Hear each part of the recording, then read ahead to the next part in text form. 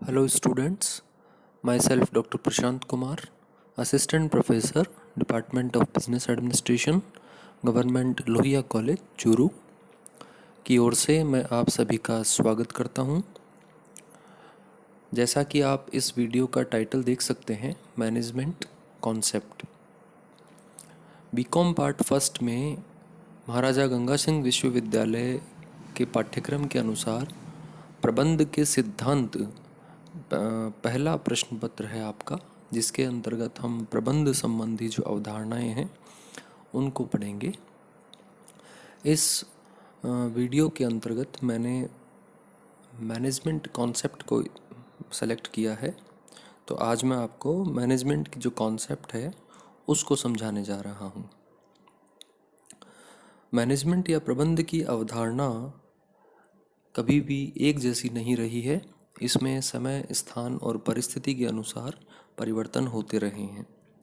तो कोई भी व्यक्ति यदि ये कहता है कि प्रबंध की अवधारणा हमेशा से एक जैसी रही है तो वो गलत होगा। प्रबंध की अवधारणा या जो मैनेजमेंट की कॉन्सेप्ट है उसमें समय समय पर बदलाव हुए हैं।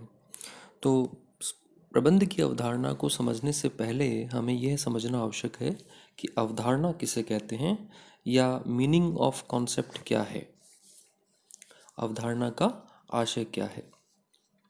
अवधारणा या संकल्पना या विचार जिसको हम कहते हैं, वह किसी भी वस्तु, किसी भी कार्य या व्यक्ति के संबंध में वह विचार या वह धारणा या वह आकृति होती है जो कि उस वस्तु, उस कार्य या उस व्यक्ति की विशेषताओं के कारण किसी भी व्यक्ति के मन में उत्पन्न होती है। जैसे मान लीजिए आप किसी वस्तु को देखते हैं या किसी क्रिया को आप समझते हैं, देखते हैं, या आप किसी व्यक्ति के व्यवहार को देखते हैं। तो जब आप किसी वस्तु, किसी क्रिया या किसी व्यक्ति के संबंध में कोई विचार या कोई धारणा या कोई आकृति अपने मनोमस्तिष्क में बना लेते हैं, तो इसका मतलब ये होता है कि आपने उसके संबंध में एक कॉन्सेप्ट मेक कर ली है या आपने एक अवधारणा या संकल्पना का निर्माण कर लिया है। हम ये कह सकते हैं कि a concept is an abstract idea generalized from particular instances according to Webster's New Collegiate Dictionary. Webster की जो डिक्शनरी है उसमें ये जो स्टेटमेंट है ये दिया गया है कि एक जो कॉन्सेप्ट है वह निराकार विचार होता है जो कि विशिष्ट उदाहरणों या घटनाओं से जनरलाइज्ड किया जाता है या सामान्यीकृत किया जाता है। तो वास्तव में जब हम किसी वस्तु को देखते हैं या किसी क्रिया या होने वाले कार्य को देखते हैं या किसी व्यक्ति को देखते हैं, तो हम उसकी कुछ विशेषताएं नोट करते हैं या हम उससे संबंधित जो महत्वपूर्ण बातें होते हैं उनको हम नोटिस करते हैं। तो जैसे ही हम वो सब बातें अपने मन मस्तिष्क में स्थापित कर लेते हैं, तो उस समय उसकी जो संकल्पना या विचार या अवधारणा है वह हमारे मनोमस्तिष्क में उत्पन्न होती है।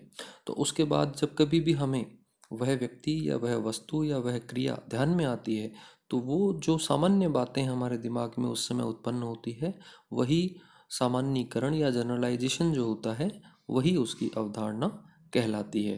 तो जब हमारे मस्तिष्क में कोई विचार या कोई आकृति या कोई धारणा उत्पन्न होती है, तो और उसका कारण वह सामान्यीकृत बातें होती हैं जो कि उस समय हमारे मस्तिष्क में उत्पन्न होती हैं, वही उसके संबंध में उसकी अवधारणा कहलाती है।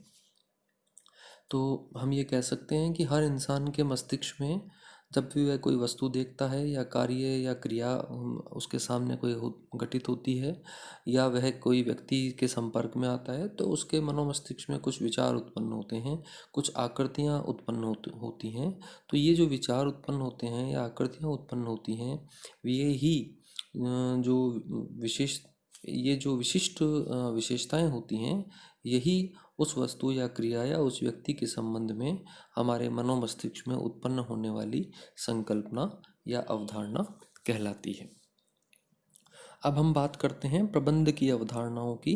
प्रबंध को हम दो भागों में बांट करके और इसकी कॉन्सेप्ट को समझ सकते हैं। पहला भाग होगा इसका एज ए नाउन।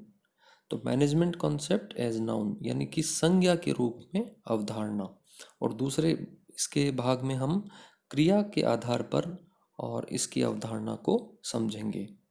तो हम पहले शुरुआत करते हैं संज्ञा के रूप में अवधारणा।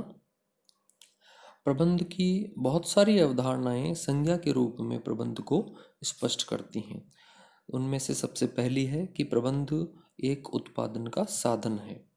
तो जितने भी अर्थशास्त्री हुए हैं उन्होंने प्रबंध की अवधारणा को उत्पादन के एक महत्वपूर्ण साधन के रूप में माना है। बहुत सारे अर्थशास्त्रियों ने यह माना है कि जब कभी उत्पादन कार्य होता है तो उसमें श्रम, पूंजी, भूमि, साहस की तरह ही प्रबंध भी उत्पादन का एक साधन होता है।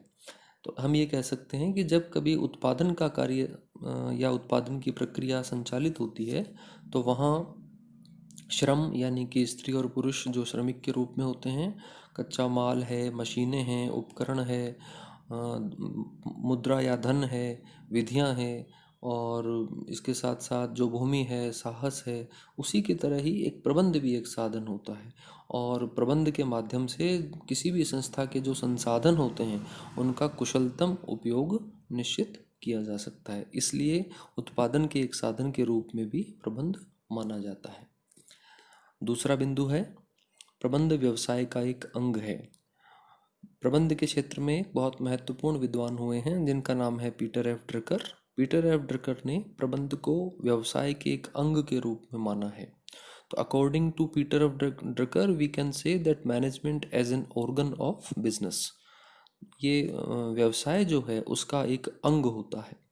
तो व्यवसाय का अंग होने का तात्पर्य यहाँ पर यह है कि प्रबंध एक मल्टी ऑब्जेक्टिव ऑर्गन माना जाता है किसी भी व्यवसाय का, क्योंकि यह न केवल प्रबंधकों का प्रबंध करता है बल्कि यह कर्मचारियों और उनकी जो क्रियाएं होती हैं उनका भी प्रबंध करता है।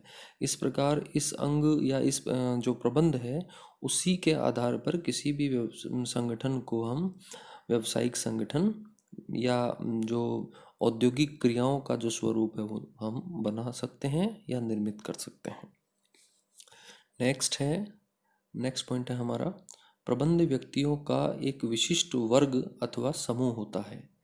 तो कुछ प्रबंध शास्त्री ऐसे भी हुए हैं जिन्होंने कि प्रबंध को व्यक्तियों का विशिष्ट समूह बताया है, या उनके अनुसार जो कोई भी संस्था जब कार्य करती है तो उसका जो प्रबंध है या उसका जो जिसको हम कह सकते हैं उसकी जो व्यवस्था का कार्य है उसके लिए प्रबंध व्यक्तियों का एक विशिष्ट वर्ग माना जाता है, क्योंकि इस कार्य के लिए उन्हें प्रबंधकीय क्रियाएं या कार्य संपन्न करने होते हैं। और ऐसे लोग जो कि ऐसे काम करते हैं उनमें विशिष्ट ज्ञान होता है, विशिष्ट अनुभव रखते हैं, उनमें स्पेशल हम ये कह सकते हैं कि उनके पास एक इंटेलिजेंस होता है, चातुर्य होता है, और वे समस्त योग्यताएं होती हैं जिनसे कि वो इस प्रकार के कार्य को करने में सक्षम होता है। इसके उदाहरण के लिए हम देख सकते हैं जैसे हमारे परिवार का जो मुखिया होता है, हेड ऑफ द फैमिली, चाहे आपकी फैमिली हो चाहे हमारी हो, तो जो हेड ऑफ द फैमिली है वह परिवार का प्रबंध करता है। तो हम ये मानकर चलते हैं कि उसके पास जितना ज्ञान, अनुभव या इंटेलिजेंस है, जितनी एबिलिटीज़ हैं उतनी की दूसरों लोगों में नहीं होती हैं। तो आप देख लीजिए, चाहे आप किसी प्रशासनिक अधिकारी को देख लें, चाहे आप किसी प्रभावशाली पॉलिटिशियन को देखें, आप किसी प्रोफेशनल मैनेजर को देख लें, आपको उनमें special knowledge, special experience, intelligence and abilities आपको दिखाई देती हैं। तो इस प्रकार से प्रबंध व्यक्तियों का एक विशिष्ट वर्ग या समूह भी होता है। इसके बाद हम बात करते हैं अगले पॉइंट की। अगला पॉइंट है कि प्रबंध एक सत्तायुक्त प्रणाली होती है। We can say that management as a system of authority. हम ये कह सकते हैं कि जो प्रणाली है उसका भी सत्तायुक्त स्वरूप प्रबंध में माना जाता है। इसको हम ऐसे समझ सकते हैं कि किसी भी संस्था में एक हायरार्की होती है, यानी कि एक पदानुक्रम होता है जो कि ऊपर से नीचे की ओर चलता है। ऊपर से नीचे की ओर का मतलब है संस्था में कोई एक व्यक्ति बहुत उच्च पद पर होता है, कुछ लोग फिर मध्यम वर्गीय स्तर पर होते हैं, और फिर जो बचे हुए लोग हैं वो निम्न वर्गीय स्तर पर होते हैं। तो उच्च स्तर, मध्यम स्तर और निम्न स्तर। इसी प्रकार से किसी भी संस्था में प्रत्येक स्तर पर प्रबंधक होते हैं। वे अपने अपने स्तर पर अपने अपने जो उनके मातहत या उनके जो अधीन काम करने वाले लोग हैं उनके लिए नीतियाँ बनाते हैं, योजनाएं बनाते हैं, कार्यप्रणालियाँ लागू करते हैं, नियम निश्चित करते हैं और साथ ही साथ वे आपसी जो संबंध होते हैं उनके बीच में उनमें भी समन्वय स्थापित करते हैं ताकि वह जो संस्था है उसको बहुत अच्छे से संचालित किया जा सके। तो इस प्रकार आज हम इस वीडियो में और इन 4 जो संज्ञा के रूप में जो ये 4 पॉइंट हमने आपको बताए, इसी के साथ हम इस वीडियो को आज हम यहीं समाप्त करेंगे और जो रिमेनिंग कंटेंट है वो हम नेक्स्ट वीडियो में कवर करने की कोशिश करेंगे। मैं एक्सपेक्ट करता हूँ कि आप इस टॉपिक को जब भी आपको समय मिलेगा आप इसको अपने जो स्टडी मटेरियल यदि आपके पास अवेलेबल है तो उसके आधार पर भी आप इसको एक बार रिवाइज कर लेंगे और मैं ये भी एक्सपेक्ट करता हूँ कि आपको ये पसंद आया होगा। फिर भी यदि कोई आपको शंका रहती है या कोई आपको लगता है कि कोई ऐसी बात जो है और इससे संबंधित छूट गई है या आप जिसको कि हम और अच्छे से देख सकते हैं या समझ सकते हैं तो आप इसके वीडियो के जो कमेंट बॉक्स है उसमें अपने कमेंट डाल करके और बताएं ताकि जो नेक्स्ट वीडियो है उसमें हम उसको दूर करने का या उसको हम ऐड करने का की कोशिश करेंगे ताकि हम इफ़ेक्टिवली अपने पर्पस को पूरा कर सकें। Thank you very much.